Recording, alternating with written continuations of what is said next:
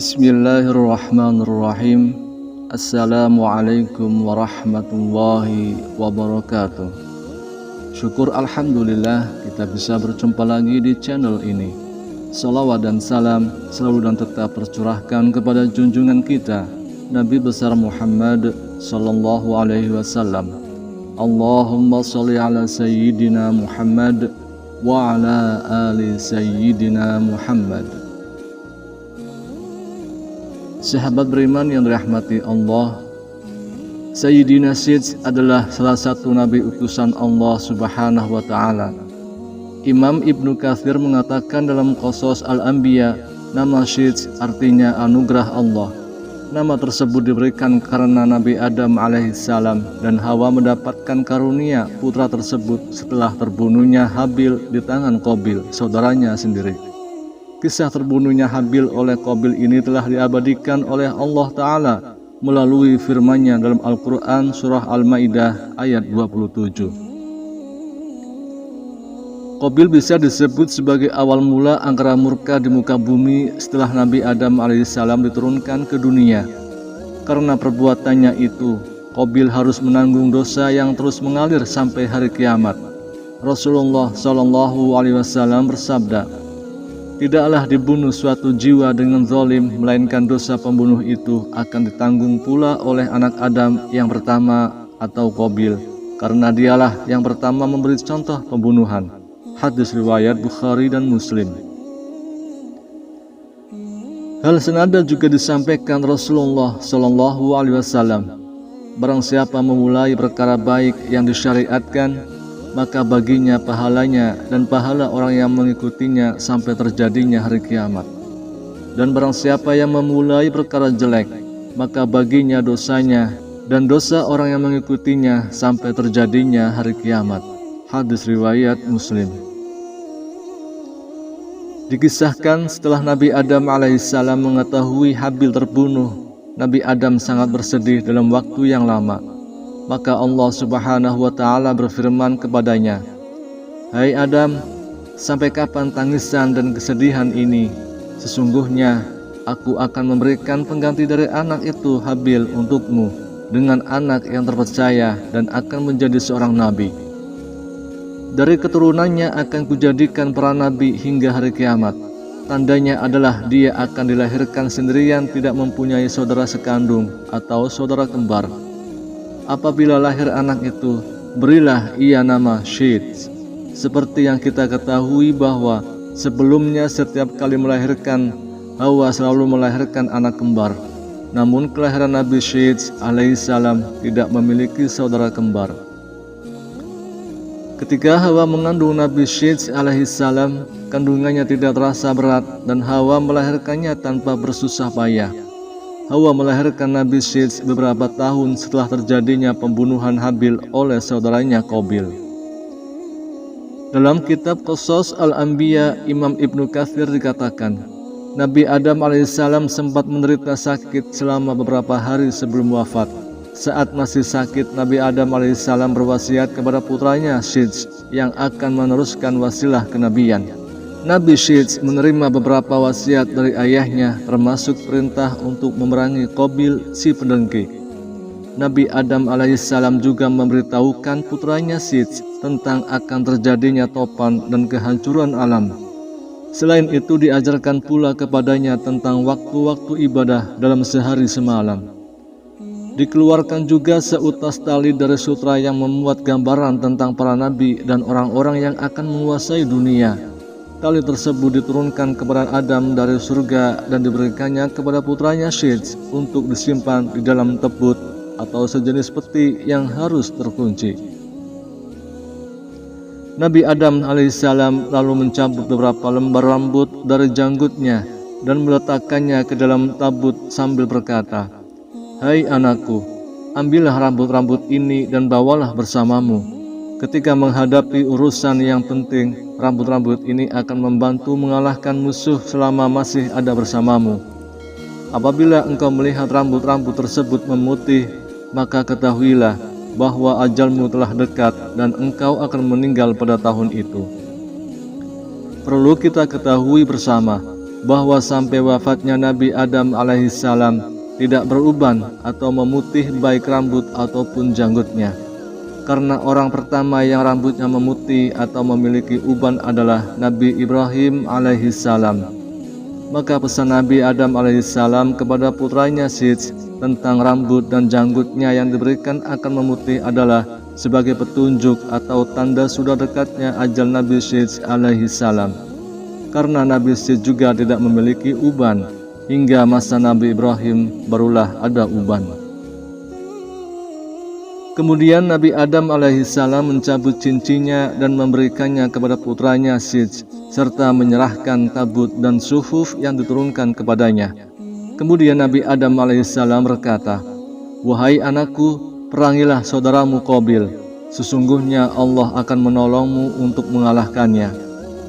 Perlu kita ketahui, kejahatan Qabil bukan hanya karena membunuh saudaranya Habil, tapi dalam pengungsiannya Qabil tidak mengikuti syariat yang dibawa Nabi Adam alaihissalam.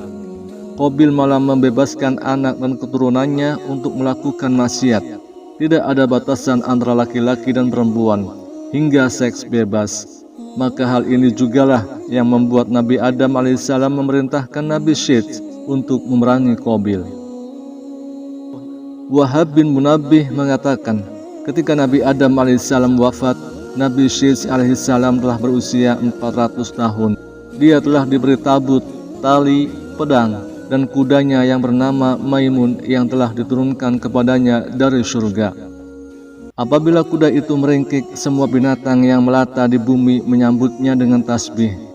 Nabi Syedz alaihissalam telah diwasiatkan untuk memerangi saudaranya Qabil. Kemudian Nabi Syedz alaihissalam pergi untuk memerangi Qabil dan akhirnya perang itu pun berkecamuk. Itulah perang pertama yang terjadi antara anak-anak Nabi Adam alaihissalam di muka bumi. Dalam peperangan itu, Nabi Syedz alaihissalam memperoleh kemenangan, kemudian menawan Qabil. Kemenangan yang diperoleh Nabi Syedz alaihissalam atas Qabil tidak lepas dari pertolongan Allah subhanahu wa ta'ala, di mana Nabi Adam alaihissalam memberikan sirnya yang diperoleh dari Allah subhanahu wa ta'ala dan banyak ilmu-ilmu lainnya kepada Nabi Syedz secara diam-diam yang tidak diketahui dan tidak diajarkan kepada Qabil. Ketika itu sebagai tawanan Qabil berkata, "Wahai Syedz, jagalah persaudaraan di antara kita." Nabi Syedz alaihissalam berkata, "Mengapa engkau sendiri tidak menjaganya? Engkau telah membunuh saudaramu Habil." Kemudian Nabi Syedz alaihissalam membelenggu kedua tangan Qabil di atas pundaknya, dan dia ditahan, diletakkan di tempat yang panas sampai meninggal. Ketika anak-anak keturunan Qabil ingin menguburkannya, maka tiba-tiba iblis datang kepada mereka dalam rupa malaikat. Iblis berkata kepada mereka, "Jangan dikubur di dalam bumi." Kemudian iblis membawakan buah batu hablur yang telah dilubangi di tengah-tengahnya. Ia menyuruh anak-anak Qabil memasukkan jenazah Qabil ke dalam ruang antara dua batu hablur itu, memakaikannya pakaian terindah, dan meminyakinya dengan ramuan-ramuan tertentu, sehingga jasad Qabil tidak akan mengering. Lalu iblis menyuruh mereka menyimpan jasad Qabil di sebuah rumah, diletakkan di atas kursi yang terbuat dari emas, dan memerintahkan kepada setiap orang yang masuk rumah itu untuk bersujud kepadanya sebanyak 3 kali. Iblis memerintahkan kepada mereka untuk merayakan upacara setiap tahun untuknya dan berkumpul di sekitarnya. Kemudian iblis mewakilkan urusan itu kepada setan. Setan itulah yang kemudian berkomunikasi dengan mereka, sehingga manusia pada masa itu terus-menerus sujud kepada Qabil. Untuk kita ketahui bersama bahwa pada masa Nabi Adam alaihissalam sampai pada masa Nabi Syedz alaihissalam tidak ada batasan antara alam jin, setan, dan alam manusia, sehingga manusia bisa melihat bangsa jin, setan, dan aktivitas yang mereka lakukan, seperti halnya mata kita bisa melihat orang-orang yang ada di sekitar kita. Maka Allah subhanahu wa ta'ala mengutus Nabi Syedz alaihissalam pergi ke seluruh penjuru alam semesta untuk membuat batasan alam jin atau setan dan alam manusia, dikarenakan umat manusia yang semakin bertambah. Sebagaimana dijelaskan oleh Buya Ar-Razi Hashim, Jika bukan karena nubuwah dan risalah Nabi Syed alaihissalam, manusia hingga kini masih bisa melihat jin berlalu lalang, berterbangan, karena pada masa itu tidak ada batasan antara alam jin, setan, dan manusia. Berkat risalah beliaulah kemudian Allah memberi batasan antara dua makhluk itu, dan kita pun tidak bisa melihat mereka. Namun bangsa jin tetap bisa melihat kita karena keberkahan nubuwah Nabi Syed alaihissalam. Allah Subhanahu wa Ta'ala kemudian memisahkan alam manusia dengan alam jin. Maka jika ada orang yang dianggap indigo yang mengaku bisa melihat jin, sebenarnya yang mereka lihat itu adalah jelmaan jin, bukan melihat wujud jin yang asli. Sebagai bukti, bagaimana mungkin jin di Indonesia bentuknya berbeda dengan jin di negara Cina, jin di Barat berbeda dengan jin di Arab, begitu juga di negara-negara lainnya. Padahal mereka para jin adalah sama-sama makhluk ciptaan Allah Subhanahu wa Ta'ala. Namun perlu kita ketahui bahwa ada juga makhluk ciptaan Allah dari golongan manusia dan hewan yang diberikan Allah Subhanahu wa Ta'ala kemampuan melihat wujud asli jin dan setan, yaitu para nabi dan rasul, serta para wali Allah, dan dari golongan binatang ialah keledai, anjing, dan ayam. Dari Abu Hurairah radhiyallahu anhu, Rasulullah sallallahu alaihi wasallam bersabda, "Apabila kalian mendengar ayam jantan berkokok, maka mintalah karunia dari Allah, karena sesungguhnya ayam itu melihat malaikat. Dan apabila kalian mendengar ringkikan keledai, berlindunglah kepada Allah dari godaan dan tipu daya setan, karena keledai itu telah melihat setan." Hadis riwayat Bukhari dan Muslim. Dalam riwayat lain dikatakan dari Jabir bin Abdullah radhiyallahu anhu, Rasulullah sallallahu alaihi wasallam bersabda, "Apabila kalian mendengar anjing menggonggong dan himar meringkik, maka berlindunglah kepada Allah, karena sesungguhnya mereka itu melihat sesuatu yang kalian tidak dapat melihatnya." Hadis riwayat Abu Dawud. Sementara dari golongan para nabi, sudah tidak asing lagi bagi kita kisah para jin dan setan tunduk pada perintah Nabi Sulaiman alaihissalam, kisah iblis menemui Nabi Musa alaihissalam, kisah Nabi Yahya dan iblis, kisah Nabi Isa dan iblis, dan para nabi lainnya, sampai kisah Rasulullah dengan iblis. Rasulullah mencekik setan dan mengajarkan Al-Quran kepada bangsa jin. Begitu juga kisah Sayyidah Maryam bertemu malaikat Jibril, dan Syekh Abdul Qadir Al-Jalani didatangi setan ketika sholat. Kemudian kisah jin Ifrit yang ketahuan menyamar menjadi murid Imam Junaidi Al-Baghdadi. Para jin muslim belajar ilmu agama kepada para wali, dan masih banyak lagi. Dan mereka para nabi dan para wali yang hidup jauh setelah zaman Nabi Syed alaihissalam, yang telah menutup dinding antara alam jin, setan, dan alam manusia. Namun dengan izin Allah, mereka mampu melihat alam jin dan alam malaikat. Wahab bin Munabbih mengatakan bahwa Hawa meninggal di zaman putranya Syed. Setelah meninggalnya Nabi Adam, Hawa tidak hidup lama, hanya setahun, dan meninggal di hari Jumat dalam waktu yang sama seketika dia diciptakan. Diriwayatkan bahwa Hawa dikuburkan berdekatan dengan kubur Nabi Adam alaihissalam. Setelah kepergian mereka, Allah Subhanahu wa Ta'ala menurunkan 50 sahifah kepada Nabi Syed.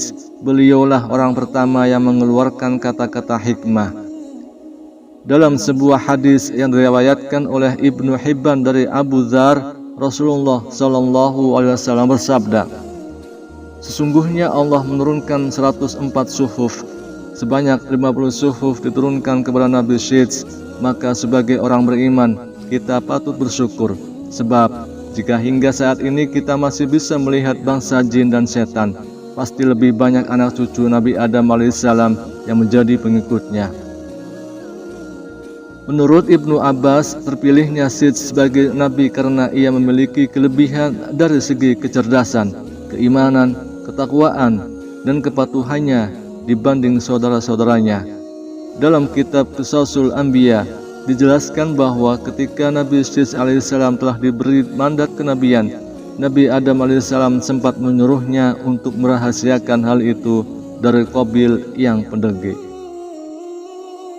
Sahabat beriman yang rahmati Allah dan insya Allah selalu dalam ketaatan kepada Allah.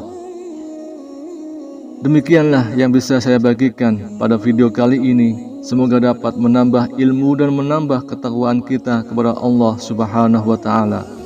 Allahu a'lam bishawab. Terima kasih atas segala perhatian. Mohon maaf atas segala kekhilafan. Subhanakallahumma wa bihamdika asyhadu an la ilaha illa anta astaghfiruka wa atubu ilaik. Walhamdulillahi rabbil alamin. Assalamualaikum warahmatullahi wabarakatuh.